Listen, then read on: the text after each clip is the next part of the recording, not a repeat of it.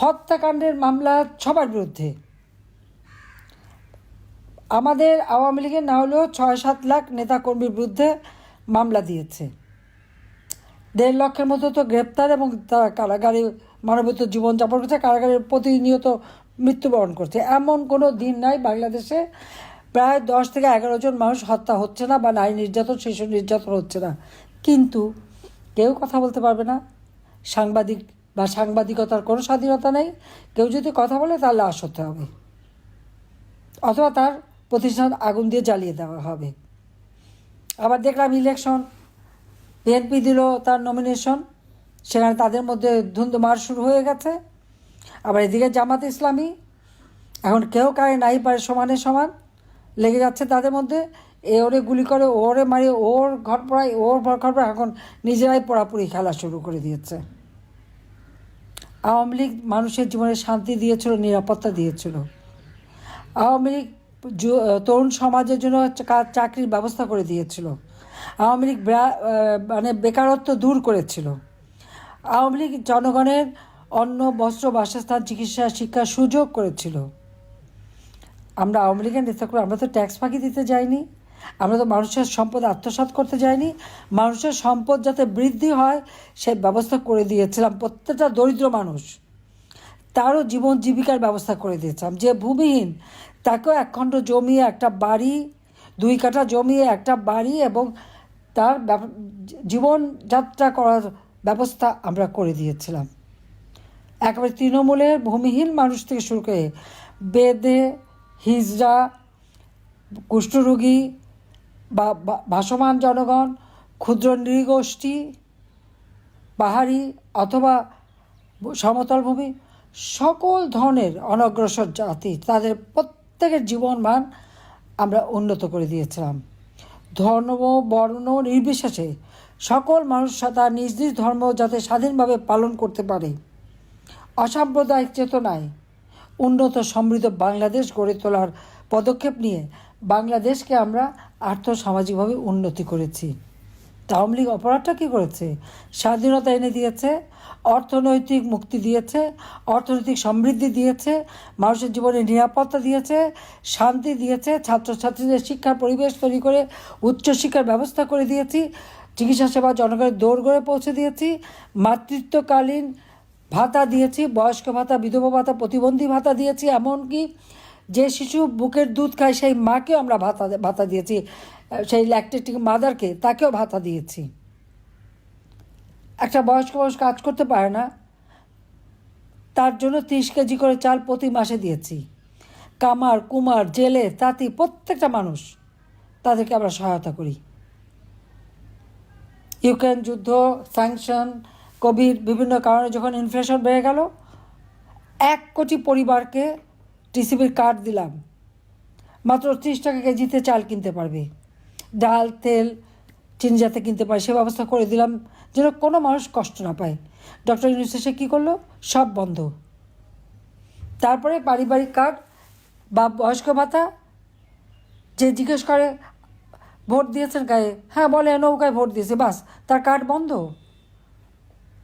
1 কোটির মধ্যে 43 লক্ষ বের করলো, তারা নাকি আওয়ামী লীগ পরিবার, তারা ভাতা পাবে না, তারা কার্ড পাবে না।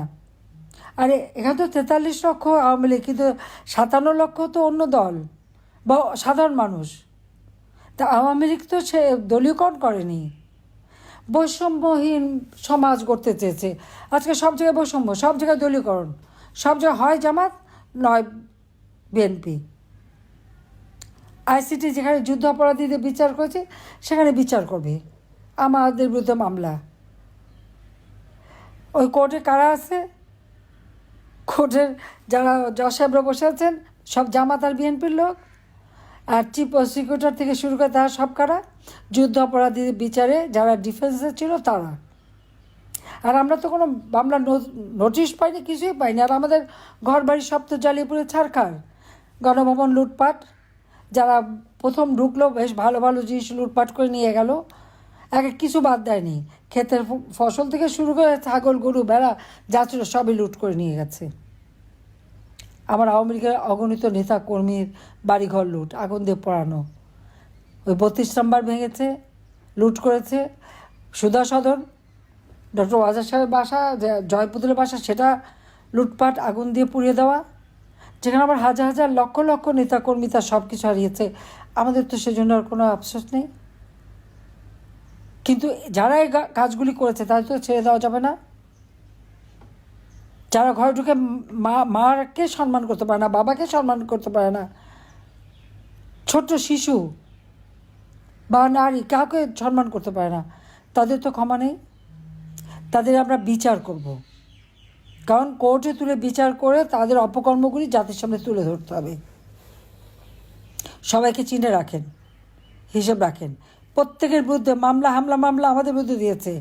যারা অপরাধ করেছে, মানুষ হত্যা করেছে, সেই 15ই জুলাই থেকে যারা অপরাধ করেছে তাদেরকে তো ইন্ডেমনিটি দিয়েছে। ইন্ডেমনিটি দেওয়ার অর্থই তো যে এরা অপরাধী, আর মামলা দিয়েছে আওয়ামী লীগের নামে। আর কারাগারে বিনা চিকিৎসায় আমাদের একের পর এক জেল হত্যা করে যাচ্ছে ইউনূস। কাজে প্রত্যেকটা জিনিসের হিসাব নেওয়া হবে। আর আজকে এভাবে বারবার আর নির্যাতিত হওয়া যাবে না। সকলে এখন নামতে হবে, প্রতিরোধ গড়ে তুলতে হবে। ওই মব ভায়োলেন্স যারা করেছে তাদের বিরুদ্ধে ব্যবস্থা নিতে হবে। এবং সেই জন্য যে কর্মসূচি আমরা দিয়েছি 13 তারিখ পর্যন্ত, এই কর্মসূচি বাস্তবায়নের জন্য জনমত সৃষ্টি করতে হবে। আপনাদের প্রত্যেকটা এলাকায় যত উন্নতি করেছে সেইটা তথ্যগুলি সংগ্রহ করে সেটা লিখে প্রত্যেক ঘরে ঘরে পৌঁছান, মানুষের কাছে পৌঁছানোর ব্যবস্থা করে দেন। এই জন্য যে আমরা তাদের জন্য কতটুকু কী করেছি আর এখন তারা কেমন আছে নিজেরা যাচাই করে দেখুক। আর আওয়ামী লীগের নিবন্ধন বাতিল, আওয়ামী লীগের কার্যক্রম স্থগিত, আওয়ামী লীগকে বাদ দিয়ে ইলেকশন করবে। কারণ আওয়ামী লীগের অপরাধটা কী? অপরাধ একটাই, আওয়ামী লীগ এত অপপ্রচার আমাদের নামে, এত মামলা, এত কিছু করার পরেও এখনও বাংলাদেশের সাধারণ জনগণ আওয়ামী লীগকে চায়, তারা আমাকে চায়। এটাই অপরাধ হয়ে গেছে। সেই জন্য আমাদেরকে ইলেকশনই করতে দেবে না। তাহলে মানুষের ভোটের অধিকার কেড়ে নেওয়া, গণতান্ত্রিক অধিকার কেড়ে নেওয়া, মানুষের মানবিক অধিকার কেড়ে নেওয়া, এটাই তাদের চরিত্র। তারা নাকি গণতন্ত্র নিয়ে এসেছে, নতুন দেশ স্বাধীন করেছে। কোথায় স্বাধীন, কোথায় গণতন্ত্র? চরম স্বৈরতন্ত্র, চরম নির্যাতন চালাচ্ছে। এই অবস্থার পরিবর্তন ঘটাতে আমাদের একমাত্র শক্তি জনগণ। কাজে সবাই জনগণের সাথে যান, জনগণকে সাথে নিয়ে আমাদের সামনে রাস্তায় দাঁড়াতে হবে এবং আমাদের প্রতিরোধ গড়ে তুলতে হবে। আওয়ামী লীগ জনগণের সংগঠন। আওয়ামী লীগকে বাদ দিয়ে ইলেকশন করলে সেই ইলেকশন হবে না। কাজে কথা তাদের মাথায় রাখতে হবে। সবাইকে ধন্যবাদ জানাচ্ছি। সময় এসে গেছে, সবাই রুখে দাঁড়ান, যার যা আছে। খোদা হাফিজ। জয় বাংলা, জয় বঙ্গবন্ধু, বাংলাদেশ চিরজীবী হোক। খোদা হাফিজ।